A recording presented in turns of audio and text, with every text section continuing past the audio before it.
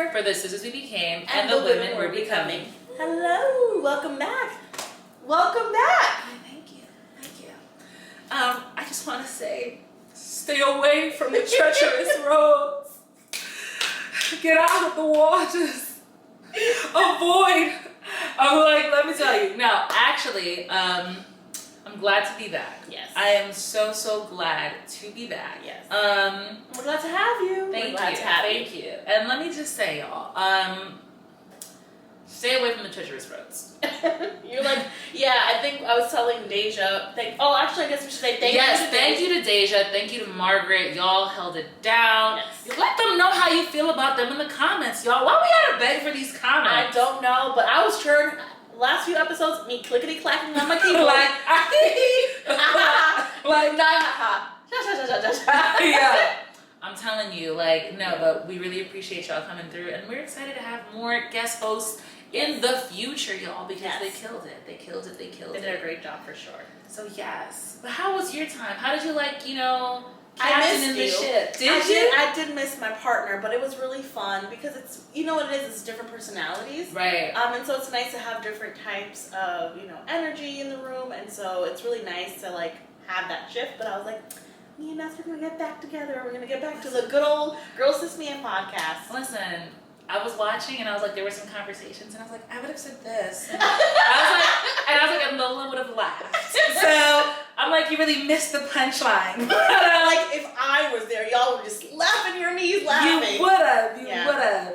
But but I'm so glad, and it did look like fun. And I'm not gonna lie, the different personalities I think is very good because it brings things out of you that you wouldn't have gotten from me, and that's also a good thing. It's a good switching it up. But we're a very monogamous couple. We are. We're committed to each other. Why? We might dibble and dabble. We might swing here and there, but it's only we might engage in some entanglements. Some entanglements, but we're committed. Yes. We're committed to this foundation. Yes, we are. Come on now. Talk about it, somebody. But also, y'all, happy International Women's Month. All right, it's not just a day. Because some people was like, happy day, and I was like, it's like a month thing. It's like Women's Month. The whole month. Come on now, put some respect on my name. We ain't suffer all this suffer to have 24 hours. It's not a birthday. This is like the celebration of women. You get a whole 31 days. Right. I'm like, we do too much in the world to not be recognized for a full month. So whatever you're doing this month, ladies, do it to the fullest, man. Y'all better brunch like y'all have never brunched before. Y'all better, go out there and empower other women and champion other women like y'all have never championed women before. Y'all better go and take your beauties seriously this month, because you're shining, baby. It's your time. Shining. Yeah, whatever she said. But Close. no, That's very good. but my thing is yo, take it seriously, man. Y'all, we have some amazing women who are out here doing the work, who are, I'm telling you, donate to a nonprofit this month that is out here supporting women. There are so many. Literally, Lola and I off the screen were just talking about how this one woman right now, I believe she's out in Florida, she has a non-profit charity that goes towards supporting women or girls escaping honor killings and stuff like that. That is still happening. You're dying just for being a woman and not a man. Things like that. Please take this month serious. I know that sometimes we celebrate months and we're like, oh, but whatever, it's Cinco de Mayo, it's not a real holiday. But this one is for real. Everything that we do, that we have the ability to do, especially here in the United States, we shouldn't take for granted. Women's suffrage is a real thing. Women's rights are still being actively attacked. So please, whatever you do this month, do it in honor of the girls who wish they could. Do it in honor of the girls who are, fighting for their lives right now, whether that's from a terrible situation like sex trafficking, which women are still the predominant victims of, whether it's assault, which women are still the predominant victims of. We are not victims. We're not even survivors. We're more than that. We're overcomers. So please take this month so super serious. Take it as an opportunity to empower other women, to champion them, to invest in them and invest in yourselves, because it's really that time. It is. It's very important.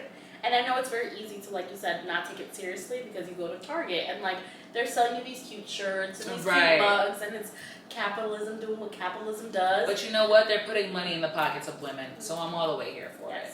So hopefully this month is full of enlightenment, fun, not expensive fun, and then empower. You said championing other women, so let's do it. Also, though, if we're gonna be honest, I hope this. As we always are. We try to be. There's some things that we are not here at the Girl System. And mentirosas, liars, we are not. Most times, you don't lie. I exaggerate. I mean, that's different. That's it depends on who you ask.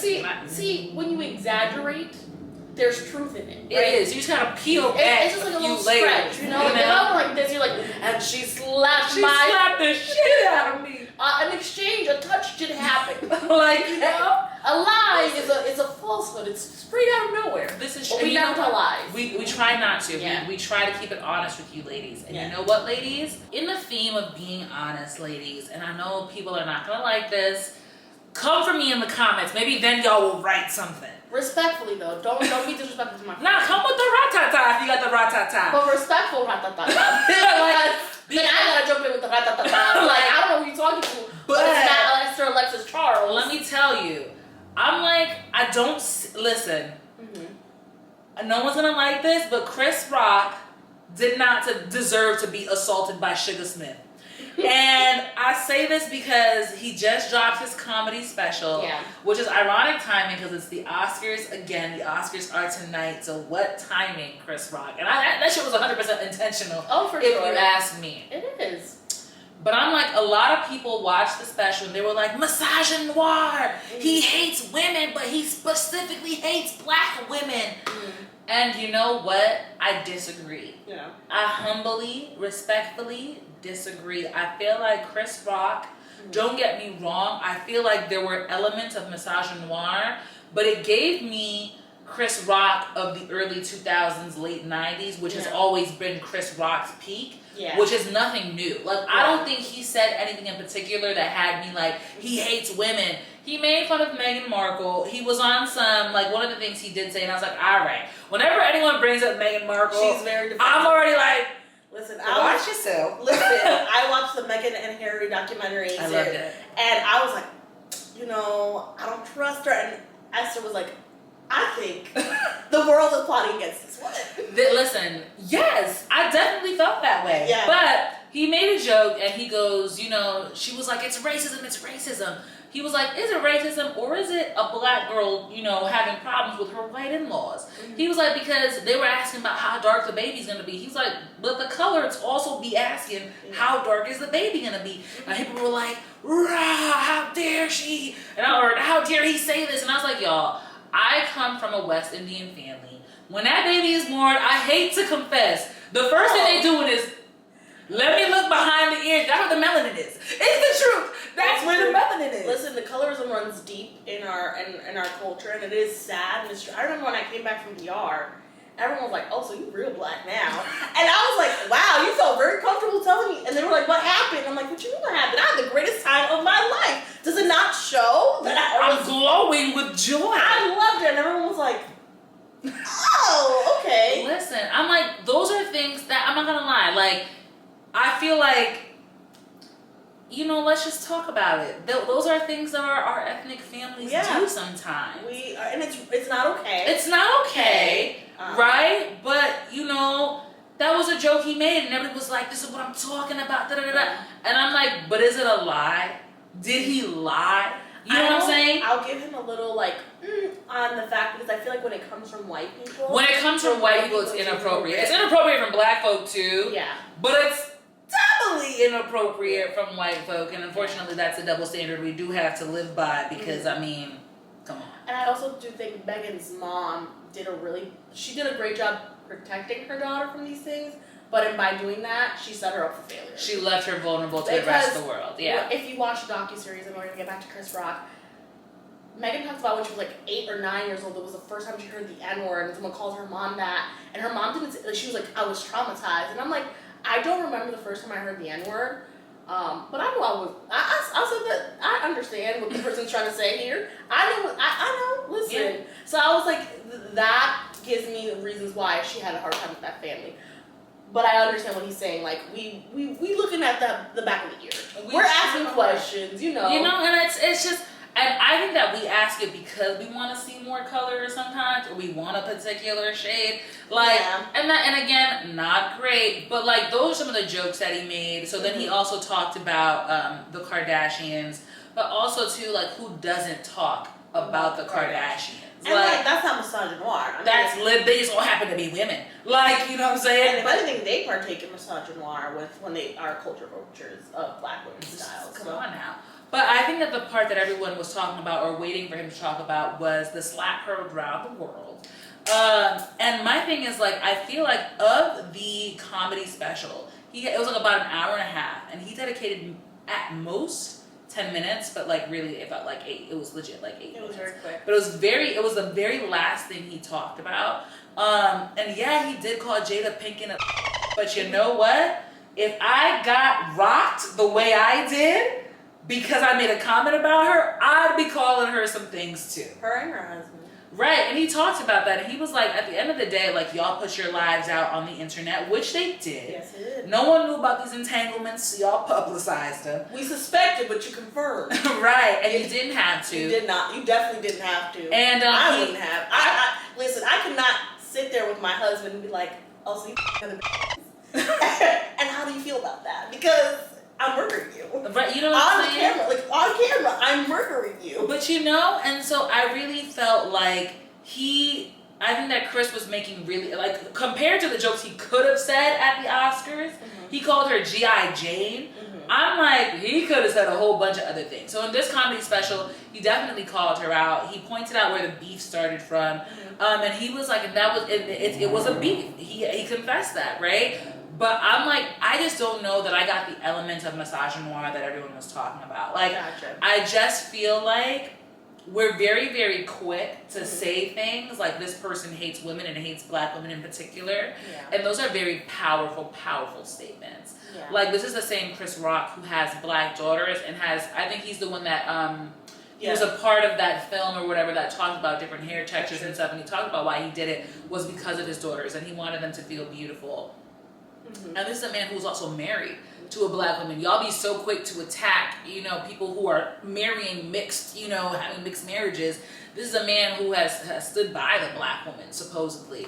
So I'm like, I don't think that we should be running so quick to make such grandiose statements. I think it's very harmful. And that's not to say that some of the jokes that he said couldn't have been harmful, but my thing is, like, if y'all are gonna let Dave Chappelle slide on some of his jokes, and y'all know I love me some Dave Chappelle, but if y'all are gonna defend Dave Chappelle, y'all need to make room for Chris Rock, because that's just a precedent that we are setting here. No, I agree. And I feel like people, and I'm not trying to alleviate people of accountability, I do think you can say things that are misogynistic and not be a misogynist, right? Yes. I think you can say things that are colorist, and it's because we grow up in a society where you pick up these undertones and not be someone who is a colorist, or you could say things, but you have to really look in within yourself. So I understand why people are like, this is misogynistic, this is misogynoir, but I don't know if he's someone who actually hates black women. And I think it's very detrimental to label people as such, because then there's never any growth. But I also was like, okay, for me, when they were talking about how the bald-headed comment was like a really a big dig towards black women, I was like, I don't get this. Like, I was like, I didn't get it. Away from I didn't get it that way. And then actually, our friend's sister asked me, like, has someone ever called you bald-headed? And I was like, no. And at that time, I was like, okay, like, that's not an experience that I understand. You know what? So so for me, when he said that, I was just like, is that all you got? It's but like, I could imagine if like he made a fat joke as somebody who like has issues with like her body esteems and stuff like that, that would have peeved me off. He could have said something really like low key, not that like fat phobic or whatever, and it would have hurt my feelings. So I also understand that maybe for some people he was dog whistling them, or it's like only you will pick up on those. But you know what? That's what I think, though. I think a lot of the times when we hear these comics, and like it goes back to the topic of, are comics safe to make jokes anymore? Yeah. Because at this point, if you talk about anyone, you're attacking everyone. And I'm like, we really need to realize that this is how comedy has been for a very, very long time. I think that this is, it just really, really is. Like, they're going to talk about the experiences that they know. And unfortunately, like, whether you like it or not, his experience is the black experience. So he is going to talk about black women in that way. He is going to talk about black men in that way. Right? And that's just his experience. And I don't think that we can bar and tell people what to joke about and what not to joke about when it's their experience. Like, if you have, you know, a trans comedian talking about the trans community, should he be attacked for that, right? For making, you know, jokes and, you know, pointing out flaws or whatever. You have people, like, and everyone makes jokes about their experience. Yeah. And so at this point, I'm like, they're jokes, take them as they are. I think that you pick up offenses in life that you want to pick up. Like, you hear the dog whistle. It's your choice whether or not you react to it. And I feel like we give these things way too much airtime. I think that we make them so much bigger than they are. Like, if I'm being honest, was this my favorite Chris Rock special? No. I always feel like, I've never been a huge Chris Rock fan. I just had respect for him. He has a very established career. Like, he's a funny guy. He is a comedian. That's how he made his money. Was this his strongest one? No, but also it didn't have to be, just because of the attention that we gave the situation. And it's funny because in the special, he talks about America's biggest addiction is attention. Oh, it is. And he was like, so now you're either showing your ass, you're either doing something infamous. He was like, you're either excellent at something. And he talks about how people are they're choosing the cheap way to get their fix, to get their attention. And he was like, you don't even care if people like or love you anymore, so long as they like you on Instagram. Yeah. Or they're talking about you. Yeah, he's like, so at this point, that's the thing. I'm like, we gave him the money because we were hyping up this attention. Yeah, but we wanted to. That's what I'm saying. We wanted him to talk about it. We wanted him to feed off that moment. Yeah. But Chris Rock was Chris Rock before that moment, which is why he was hosting the Oscars. And he's Chris Rock after the moment. Like, he didn't come swinging for this. And I kind of wish he had. I wish that the jokes had been more impactful. I wish he had come out with his best material. But, like, I think that point in case, like, he gave y'all, respectfully, Chris, a mediocre special because he knew that y'all would come eat it up anyway just to hear him talk about this. And we did just that. No, that makes sense. I do think he didn't bring his best material, and like you said, he didn't have to. He knew he had an audience. But I also think maybe part of him was like, he wants this situation to die. And a lot of people are like, oh, if you want it to die, you need to stop talking about it. In the 7 minutes, I think he could have, when he was talking about Will Smith and Jada Pinkett Smith, gone really in on them. Oh, he could have said some crazy He could have, like, really dragged them, but I think in his mind, he's just like, I'm literally talking about this now, and then I'm done. Because, and I think that's why he didn't really, because I feel like if he was going to really go in on them, then they would be allowed to respond to him. And then it would have been a back and forth and back and forth. So I think maybe that's why he did that, and I appreciate that the case. But as for the dog whistling part, the only thing I don't agree with what you said is, like, it's up to you. I think so many people have traumatic experiences, and sometimes there's, like, a community traumatic experience. So, like, when it comes to hair, collectively, I think there's a common experience of people feeling like their hair is inadequate, the texture, the length, and all that other stuff. So I don't think he's a misogynistic or misogynoir man, or he hates black women, but I do think it should be like, I don't mind people saying, hey, we need to check this and have a conversation, because it's just not okay. Don't think you should have got slapped for it. Absolutely not. No, not at all. I was like. But you know what? The title of his special was Selective Outrage, which I think was perfect. Yes. Like, I think it was perfect. I think he made his points very, very well. Yeah. And whether or not you were chuckling, he made his point. Yeah. In the same Will Smith situation, Will is upset that he calls his wife G.I. Jane, but y'all not upset about calling her, you know, everything but a child of God. Everybody else, you know what I mean? Like, it's fair. Like, it's valid. Yeah. But I will say, hey, like, that was the most views the Oscars ever got. And and they'll never get it again. And they will likely never get that kind of screen time again. Like, I think it's actually funny because we were also talking about how, like, why the Oscars? Yeah. Like, we're appreciating these artists for their craft and everything, but, like, we don't get to vote. Like, you know what I'm saying? Like, I would love if for the Oscars they were like, you know, the best actress. Yo, like, let the American people speak. Let us vote. Like, let there be a worldwide voting system like there is for, like, the NAACP Image Awards. You know what I'm saying? Like, let's talk about that. I was talking to you about that because the thing about the Oscars is the way that they have their council. They pick movies in a very odd way. But you could also, like, petition and, what is it when politicians are campaigning? You could campaign your movie to get or be nominated for an Oscar. Which I think is ridiculous. I don't even think that's how that should work. I think if I was running the Oscars, from January 1st until December 15th, every movie that has been coming out has to be watched. Or you have to say, I want it up for, like, nomination. For in the running. we have to watch all the movies several times. So whatever it would be a system. And then we would come down saying, oh, these were the best movies based on, these are the metrics. Cinematography, writing, Casting, all this other stuff. Yes.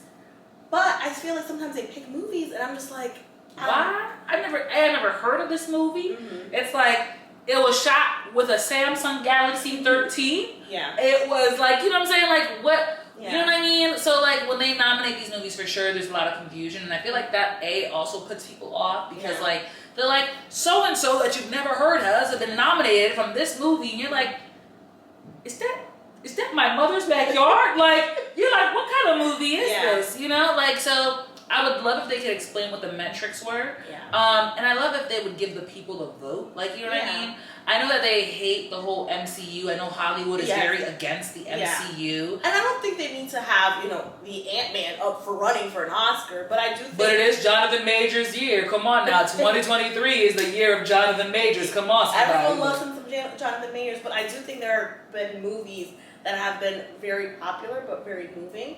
And I do think it's like an elitist thing too, like, oh, this is art. And this is not. This is just a movie. And I'm like, well, sometimes it's not like a serious movie. I personally feel like Mean Girls should have won an Oscar for the screenwriting. It is a movie you can watch again and laugh and laugh and laugh. And you watch it and there's like so many layers to it. But I do think the screenwriting was wonderful, and that's why you watch certain movies and they don't age well. Because even in that time the writing was shit. But then if you watch movies that are really good in writing, you could watch them over and over and over again and like enjoy it. That's why I feel like I enjoy like certain movies, like who is it? Or like certain people really bring something to it. There's a reason why Aladdin was so popular, because Robin Williams really knocked that role out of the park. He did clean. Like that is literally the best part of Aladdin. It is. Like that's it. And so I do wish that they would be a little bit more, I guess, open to everything. And do I think every MCU movie should be nominated? No. But do I think that Wakanda, like the first Black Panther, Panther? Yeah. Yes. And then also too, like, I also don't like the way that they nominate actors and actresses. Like, I know Angela Bassett is up for nomination. Yes. And let me tell you something, Angela Bassett deserved her flowers far before she got into Wakanda. Yes. Like, Angela Bassett has been holding down movies. Those things have been on her back for years, okay?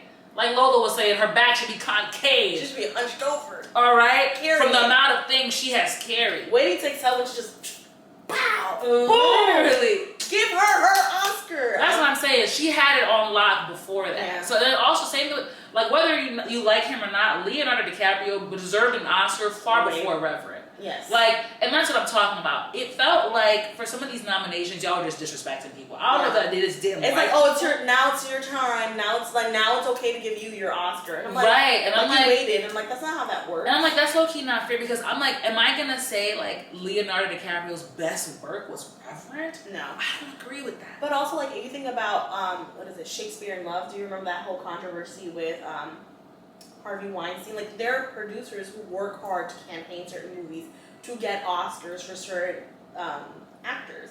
And I'm like, that is ridiculous. Like, is it the merit of the movie, or because you have like this big machine behind you pushing it? And it's really crazy. You know, a show, it's not a movie. Emily in Paris has has 3 seasons, and repeatedly people are like, this is a really bad show. After the first season, it was universally panned. People were like, this is not good. It was nominated for certain, like, I think an Emmy or something. And people were like, how did that happen? And you find out that the producer flew out people from who were on the Emmy Council to come visit the set while they were shooting the first season. Had them in the best hotels. And you're like, okay, so then is it about the merit of the quality of work that we're putting in? Or is it because, like, oh, this person's doing it, and look at all these wonderful benefits that I get? So it makes me sad that there are lots of movies that we love that aren't going to get the appreciation. This is true. But, just keep streaming them, keep watching them. I mean, yeah, let them get their money, let them get paid and whatnot. But I think that that's also why, like, I think I think that's why people are pulling away from award shows, because there's been a real steep decline they've been talking about. Yeah. I'm telling you, what happened between Will Smith and Chris Rock saved the Oscars, to the point in which they should be getting checks, royalties from what happens next. But also too, I think that part of it is also like the diminishing of like parasocial relationships. Yeah. So if you don't know what parasocial relationships are, they're relationships between like us, the viewers, and like those who entertain us. And like same thing for influencers. So it's like people you don't actually know, but you think you know due to their work or like how often you see them in like shows, movies, online, etc. And I think that people are just falling off. Like it happens. It's really weird. It's funny. My cousin Rachel, when the first time she met Esther, she approached Esther like she knew Esther. And Esther's like, hi, girl. I'm not, listen, she came out and she was like, oh my God, Esther. I was like, hey, girl. And then I walked in like, do I know that girl? And then literally Rachel's face was like, oh, we've never met. Yeah. Like, I've seen you. I've heard your voice. I've heard your opinion. And I know you. Yep. But we don't know each other. Yeah. So that's kind of a good parasocial. That's a great example. And I think that, like, people are more and more starting to realize that these parasocial relationships are one way.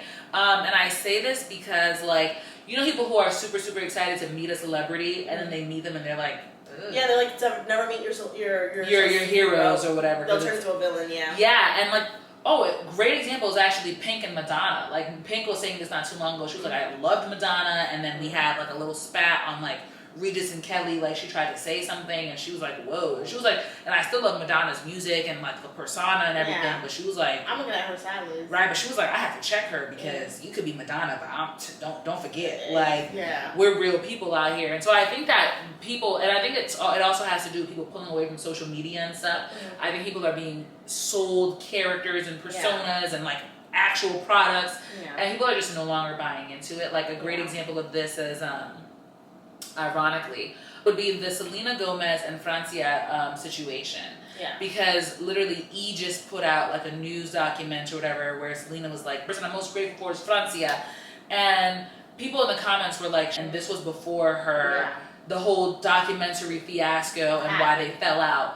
And they're like, you people bring up things when it's convenient, like y'all take sound bites and snippets, and it's obviously maybe her PR team, like, hey, she actually did say that this is the person she appreciates the most, and they're like, yeah, she did that a few years back, like it's years later now, and she recently said her only friend was Taylor. So I think that people are just like, they're realizing that they're buying into personalities and you know what PR teams are helping them to buy into instead of the actual person, because then you start to realize you actually don't know this person. Oh, you don't know them you don't know them. You don't know from a can of paint. Like I was saying the other day, literally, I'm like, these celebrities could easily go on like television and be like, my favorite color is red, and meanwhile have a green house inside and be like, just for dissonance. And like celebrities have confessed to that too, like. Sometimes they like, you know, release things. Yeah, they plant information that's just untrue because they want dissonance. They want that space between, you know, their actual personal lives and who they are from who the fans think they are. Yeah. Which makes sense. Like they should have those boundaries. But that being the case, people are like, yo, I'm just not buying into this anymore. I was watching a video and I think I read an article like we are no longer in the era of a movie star. Yeah. So like at one point in time, somebody's name was enough for people to show up. Like, and Chris Rock was joking, but like Will Smith, Tom Cruise, those are names. Like, literally, it didn't matter what the movie was about. Yeah. You knew that people would come out to see it because it was Will Smith, it was Tom Cruise, like, or Jennifer Lopez had her little, you know, romantic. Yeah. Like, she ran the romantic comedy. She did. Made in Manhattan, I sure was there. She was, or what is it? Had the Last Dance. Like, there were just certain things like that happened like before the 2010s. Where now people are invested into personalities, and what happens is, I don't know if you've noticed, like if an actress has a movie coming out, she'll go on Vogue and talk about like my 10-step skincare routine, or come into my closet, or like they want you to buy into the person now. And that's how you get people, rather than like this elusive idea of like Jennifer Lopez is gonna do a movie. Now you're like, oh, we're watching her how to do her own makeup, and so I think it's nice that people are gonna put a stop to that, because like. There's the artist, there's the actor, and then there's their work, and there's the person. As long as they're not like an evil person doing horrible things, I shouldn't care how they decorate their home. Valid. And so it's weird. It is a weird time. And then we get disappointed when they don't. They're not exactly. They don't live up to the standards that we put them on. Like, how could you? And you're like, they could because we don't know this person. And it's funny. Like, this is also how like things like the R. Kelly situation and stuff happen. Like, you buy into fame and thinking that you know these people, and you don't. You don't like these people. You've never met them. What's his middle name? What does the R stand for? Robert. You know, Robert. That was like the best part of this. That was an iconic moment. But I'm fighting for my life. Robert. Gail said she stop. checked him so fast. She said, I don't know what you're doing. Listen, but you need to stop. I'm not one of these little kids. You're gonna sit when you talk to me. Relax. Come on. Relax. But that's what I'm saying though, is that I think that people are starting to get to know the person behind the fame, and maybe they're just not as invested anymore because what you imagine never actually lives up to the standard or to the hype. So like we used to want that the Will and Jada love, and now I'm like, please God, and that's a perfect example about what happens when you open up to the public. You also give them ammunition to hate you. Absolutely. Listen, someone can go, wow, that's so great that they were so vulnerable and honest. The rest of us was like, you could have kept that shit at home. You didn't have to wash your dirty laundry. And I think about that interview and I'm like, why did they do that at that specific time? Because the whole August Alsina thing had happened like maybe a year or two. I think maybe he had come out saying that they were doing whatever. They could have just literally been like, we're going to ignore this. Because Hollywood can say we've been swinging since 2001. And no one knew. We're all just guessing, like, maybe, yes, no. But as long as you don't confirm it, there's no photos, you just lie. You know what it is? And I feel like those are the boundaries of parasocial relationships that need to be restored. Like, you know who I appreciate is Zendaya. Like, I know for the last 2 weeks, everyone has been buzzing about her new salary. Her new salary for Euphoria. Apparently, she's now making $1 million an episode. That's what's being reported. She has not confirmed or denied this. I love that she has not confirmed or denied this. It is not anyone's business. Like, that's the thing that I'm talking about, too. Like, we don't need to know what she's making. And I'm gonna tell you something, I believe she should be making $1 million per episode because she's the only reason people show up. If you had put on Euphoria without Zendaya, that show would have been canceled episode 2. Like, no one was trying to see these struggles. You know what I'm saying? She showed up with her big name and she pulled the audience, and now they're there. So she does, and if she leaves, people are leaving with her. Okay?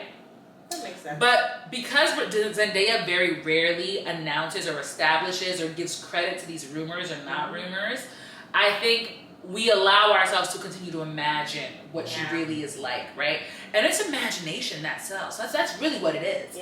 I'm like, you can imagine what someone's like and you're like, I'm invested. If you get to know who they really are, you're like, ugh. I do think Beyonce has done a great job. Same. I think she will address certain things in a way that's beneficial to herself. Like the whole elevator thing, she didn't address it until she was like, sometimes shit goes down when there's $1 billion on the elevator. And that's it. She didn't even go, oh yeah, y'all right, my man. And even when she opened up about her infidelity, it was in a way. In her music. And then never talked about it. Never talked about it on interviews. No. She's like, what she said in her music was what she said. And she left it there. Take from that what you will. And again, that leaves a space of anonymity. Like, you actually don't know. You don't know what she was going through. You don't know how she was really feeling about it. You don't know what's going on. And I think that there is power in keeping things to yourself. But because social media dictates that you expose all avenues of yourselves, we're used to that. But I think those who are successful, those who are playing the long game, have been those who have kept their boundaries and their anonymity. And it works for them. I'm like, Jada and Will would still be relationship goals if we had no idea what was going on. But you know what? Part of me is also glad because now y'all know why you should never put someone on a pedestal. That's true.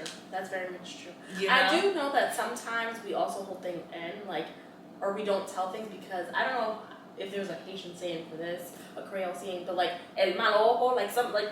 I recently had a little car situation. I started skidding in the snow. My car's dead. She's gone. She's rest in gone peace. Forever, y'all. Rest in peace. She's in car heaven, and so I had to get a new car.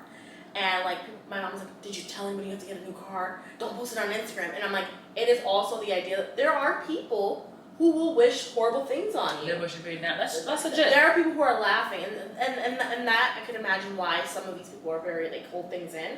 Because the thing about Beyonce, like the few things that she has shared with us, I remember when Blue Ivy was born, and I was like, oh, that's so great. And as she got older, she looks like Jay-Z. Look at that hair. Why doesn't she do her hair? Now, Blue got hair down her ass crack, and you're like, oh my gosh, she got beautiful hair. Mind your business. What you should have asked is, what are you doing with her hair? Instead of trying to crack on her. But I think it's like a weird thing where we're like, we want to share because we like people rooting for us, but we're also scared because we don't want people to wish bad on us. Yeah. And it's like, it's a weird thing you like to hold the line with. Yeah, I think there's a balance, and I feel like you have to strike it. I feel like also too, I think it's very telling that you have a lot of people moving to flip phones now, people who are just disengaging completely, because like, if I'm gonna be honest with you, I feel like were it not for like podcast reasons, part of me would be like, I would love to get off social media. Yeah. I feel like it's... We don't post, like, if you ever notice that as individuals, we don't post a lot. We really don't. And like, I will go on Instagram every so often. I've done a really great job of like not being on my phone.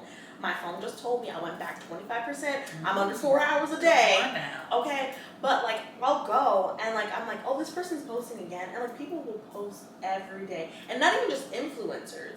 Like regular people. And I'm like, I understand. But like, we don't really do that. And you know what it is? I think, again, it comes to that parasocial relationship, wanting so much to be liked by people you really haven't seen, talked to, heard from, or even know. That's also the thing. Like, you got people on social media because of your pictures, assuming who you are. Like, oh, like, you ever had, like, a great example of this is, like, because if you're dating or whatever, if you're interested in dating, you have people jump in your DMs, like, oh, I know you a baddie, look at this photo, girl. I could only imagine. And I'm like, I'm a bookworm. I took that one photo out of 365 days. You know, I was doing all 364, working like a dog and reading books for fun. Minding my business. Literally. I was like, boy, you would be so bored. Yeah. You would be so bored. No, I wouldn't though, but I didn't know what you're saying. Like, but you know what though? Like, that's what I'm saying. People assume they know who you are based on the pictures you take or whatever. So much. I was at Marshall's yesterday. I did buy some decor. I know what you said. But I'll tell you why I did it. I just have the money. And it's not... I'll explain it. Don't worry. The point being is I went and I bought some really nice things in certain areas and they matched or whatever. Okay. And there was this family next to me. They spoke Spanish. They might have thought I didn't speak Spanish. I'm like, oh my God, look at her buying all these things. Look how nice this is. And I wonder how she's going to do this. And I was like, oh, thank you. Like, because I'm like, but people peep that. And they go, oh, she must be doing X, Y, Z. And I'm like, you don't know the struggles I've been going through. This is a blessing, but it's not every day. Listen, let me tell you, bro. I'm like, take for example, like people assume because I travel, like I have money or whatever. That you're money. And I'm like, nah. I just go places where there are people so I can say it at their house. That's what I'm saying. I'm like, that is the best That's way. Literally it. There's also like, you don't know what flight I hopped on. Could have been on Spirit Airlines in the back, holding the wings together. I'm like, you don't know. Like these assumptions that you're making, I'm like, it's very unsafe. Yes. And I think it also leads to people making very unsafe decisions. Like I had a friend recently, well not recently, a few months ago. Like I remember she was like, I'm traveling, I would love your advice. And respectfully, I was like, hey, like I know that you're going through some things. Is this a good financial decision for you right now? And she was like, oh, so like you're allowed to travel, but like I can't. And I was like, whoa, that's not what I'm saying at all. That's not what I'm saying. And I was like, and she was like, well, you travel and everybody else gets to live their 20s and everybody else gets to live their lives, but I'm supposed to sit here and struggle just because I'm having a different situation. And I was like, babe, that's not what I'm saying. That's not what I'm insinuating at all. No. I was like, but you know what? Like, she just assumed because I was traveling, my situation was different. I was like, baby, I was like, I'm going off of miles that I had racked up from the last trip. And I was like, and then on top of that, I don't got no luggage. I'm sitting here. You want to know how? Like, listen, y'all. You put a backpack on, you stuff it with clothes, you put a hoodie on top, you look pregnant. They not finna assault me.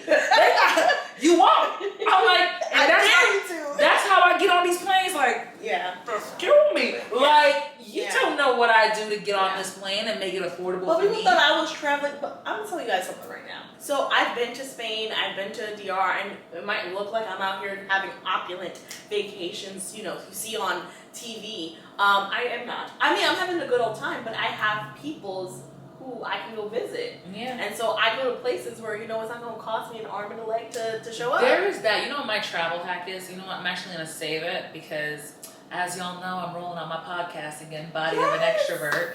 And so we're going to be talking about a whole bunch of different things. But I'm like, there are definitely hacks to travel. And also, too, like, I'm like, I think it's incredible how literally one picture can inspire people to go places. Like when I was in South Korea, and let me just say, like, there's absolutely nothing wrong with South Korea. It was just not for me. Yes. Like, it's a very conservative culture. Like, it's a very, like, it's, for example, right? Like, obviously, I talk a lot. So we're on the bus, like public transportation, you're not allowed to talk. Like, you're not at all. You're not allowed to eat. Like, you can't have your music playing out loud. Like, you can't do any of that stuff. Like, you are, like, and it's because they have this, it's because they have this belief, like, you know, for everyone's comfort, right? Which I understand is fine. But I remember I had a question, so I leaned over and I'm whispering. I know I'm loud, but like, I know I'm whispering because the bus engine was so loud, I couldn't hear me. I was like, hey. And the person was like, what?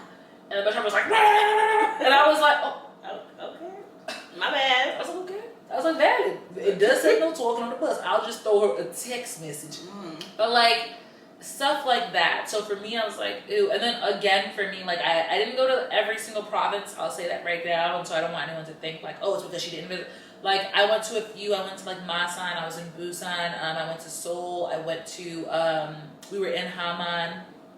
She went to the places. We went to a few places. It was very, very nice. But for me, travel-wise, like what I look for when I travel, like that wasn't it. But like they have a huge cafe culture over there, which is very, very popular. Cafes are also typically like, they're a little more quiet too and stuff like that. So again, like just for me, it wasn't the vibe. But like there was one place I went to in Seoul and it was like this bridge and I don't know how to pronounce it, so I'm not going to insult anyone or offend anyone's ears. But it was beautiful. Like took my breath away. Took one photo and everyone's like, oh my gosh, like I can't, like you gotta tell me where you go in South Korea. Like I want to go to South Korea. And I was like, no. This is it. This is the only time that I've been like, wow. And not to say it's not an incredible culture and an incredible place. Just for me, you know what I'm saying? And so just for that one picture, people are just assuming it's this great place. It's this amazing place that they have to come and see. And I'm like, y'all don't know if I threw filters up here. Y'all don't know if it's a puddle or a bridge I'm looking at. Y'all just don't know. Like, photos are very deceiving. And that's also the thing. Like, when we talk about not buying into parasocial things, I'm like, these are like, what? Like, 8x10 photographs you're looking at in that. They're actually very with filters, with lighting, with angles. Exactly. I'm like, you don't know what you're really buying. And that comes in, like, that the same thing can be said of a person. The same thing can be said of a place. I'm like, do your research. Like, you know what I'm saying? And like, I think that's why people are starting to realize we're living in a very manufactured society. Like, everything you do, like, it's so funny. Like, when I got back, everyone was like, oh my gosh, like, you know, I can't wait for you to tell me all these things. And I was like, you know, I'm gonna be honest, I don't have much to say. You know, I saw, I enjoyed my experience as needed, and I came back, and I'm okay with that. You know what I'm saying? I didn't expect it to be this crazy thing. It's not every trip you take that's gonna blow you away. And it could be that maybe I just didn't have the Korean experience that someone else could give me. I did go see a friend, you know what I'm saying? I went over there for a little bit and spent some time with her, and that's totally natural. I just feel like we have to understand, like, these are things that we're buying into, especially online. And so I actually had made it a point, like, I don't put filters on my pictures. I like said that I want to make sure like there's no pictures online that I have filtered, and I was like, no, like I don't put filters on my photo. I don't even make my, like, if I'm putting a landscape photo, I don't even make it brighter because I want you to see it as it is. Like, if you're going to be buying something from me, or sharing an experience with me, I want that to be something that you see for what it is. And then also too, like, I think there's something really important to be said about not seeing the world through a lens. See it yourself. Like my friend Sabrina, she was on a flight not too long ago, and she was flying out of New York, and she was like, it's so beautiful, like the skyline from above, and she goes, and I'm gonna go, you know, catch a boomerang. And she goes, you know, this thought just washed over her, and she was like, how about you just don't? How about you save this for you and put the lens down and look at it? And she was like, the lens didn't even capture half. It doesn't do the justice. It doesn't. Like, we're just, you know, and hence the filters and the things and she was like, but this was so beautiful and it was my moment. And there's something special about having your moment, having your boundaries, having your privacy, your personality. Like, that's where I think we need to apply more dissonance when we talk about parasocial relationships. And I implore y'all to do that. Like, for those of you who are getting a flip phone, God bless you. It's something that I can do. I'm not going that far. I'm not going to do that. But if that's what you need to do to really be present where your feet are, I love that for you. Whatever tools you need to get it done. Yeah, to be an active participant in your life. I think that we invest a lot in the life that we want to portray that we have online instead of the life that we're actually living. And I think that it's important that we stop doing that. I came to the same conclusion. I have a YouTube channel, if you don't know. And I was like, well, maybe I'll just take up vlogging. And so for one day I vlogged, and it actually came out really nice. I'm probably not going to post it because that day, it took forever. It was very manufactured. It's not like what you think, like, oh, you just get up, you literally have to think about when you're going to walk into a room, where the camera's going to take your angle. Like, I'll show you one day. Actually, maybe I'll just post it so you guys can see how I made the vlog. But these little mundane things that are really fun took work to do. And I mean, I can see myself doing it once as a project, but like to do that as a lifestyle, it's just not the same. It would make me miserable. It would make me sad. Because it became work. I wasn't living, I was working. And so I agree, like sometimes you have to like think about the distance between what is produced and what you're actually experiencing. Dude, absolutely. Now that you mention it's like, yeah, like when they do vlog, I'm like, ooh, they just so happened to walk into the room and they caught the best angle. And I'm No, they plant the camera in certain angles. Like I specifically remember I wanted a specific shot of me opening up the refrigerator. So I had the camera here, I opened up the refrigerator, I closed the refrigerator, took the camera, put it inside the fridge. But like, do you understand that? It wasn't like, oh, I'm making coffee and it took me 5 minutes. It literally took me like 30 minutes. That makes a lot of sense. sense. And then it's like, I drank the coffee and I'm like, I would have liked it 5 minutes ago. You know what I mean? So I agree. And it's, you know, even us, I'm not even saying like we're being fake, but y'all don't know us. Like, if you guys knew me in real life, I might get on your nerves. I might be on your nerves now, but like who I am, I have my highs, I have my lows. But like we all do, you know what I mean? And so I feel like it's very, very important. And I think that even too, bringing it round trip, bringing it back to the whole Will Smith situation, I wonder if he placed his own parasocial relationship and like the situation that was going on Chris Rock. Like he was beefing with the world, you know, following the entanglements that this poor man was put through, and saw Chris Rock and was like, rah! I agree. I think Chris Rock says he thinks that he took it out on him because he knew he could. I agree with that. I just think because I don't think in my wildest imagination he would have done it to Dave Chappelle. Oh, for sure. Because Dave Chappelle would have sent, like I think he would have sent him back to the Fresh Prince of Bel-Air. Yeah, he would have sent him right back to West Philly. Yes. Born and raised. Yes. Like you wouldn't have done it. And I that's my thing too. I think that he probably saw Chris Rock as just it's an easier target. Yeah. And I think that he assumed that because of the social, you know, understanding that he had of him, that he didn't know. He didn't know what it was going to cost. Oh, absolutely. I think he's authentic. I think he's authentic about his regrets. Because I think I told you guys, I said, this is not like the Will that we know. Will Smith, his persona that we know of, is jovial. He's like this. He's the fun guy. He was a rapper, but he was like the guy rapping about, you know, like, respect your mama, love your wife. Like, and I was like, yeah. You know, like he was singing "Get Jiggy with It." No, like it was very wholesome. He is a very wholesome family friend, even when it's so we assume, or so we thought. And so I think, I think Will Smith regrets it because that changed how people saw him. Absolutely. And I think he probably put on, like, I'm like this, you know, jovial giant. Absolutely. Yeah, and so it's really sad how it came down to physical violence, and I hope they can both grow from it. I hope so too. I actually would love to see a conversation later on the line of them sitting down and being like, that was whack. Like, that was so whack. And laugh about it. Like, yeah. I be like, don't do that. I can Chris be like, chin. Don't you ever just right on a nice up the chin there. For old sakes, trauma. Like attack him. Just straight up kill him. Go with a knife. I came ready for you. I could picture Chris Rock joking, like, I'm gonna choke you, and then actually start choking him. It's all